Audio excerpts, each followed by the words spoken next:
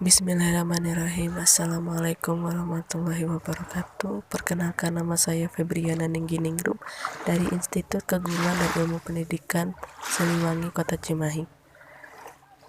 Masakan Nusantara adalah sebuah masakan khas yang terdapat di daerah masing-masing. Masakan Nusantara pasti memiliki cita rasa yang sangat banyak. Kali ini saya akan memasak masakan Nusantara yang berasal dari provinsi saya, yaitu Jawa Timur, yang bernama rawon. Dan bahan-bahannya saya berbelanja di salah satu pasar tradisional di Kota Malang.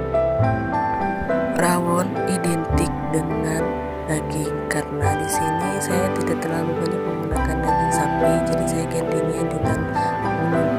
Nah, rawon itu juga memiliki cita rasa yang sangat khas. Kenapa? Karena banyak sekali bumbu yang digunakan di dalam masakan rawon tersebut.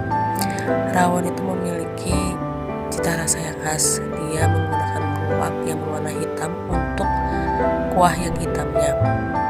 Di sini saya memasak rawon beserta sambalnya, dan alhamdulillah habis.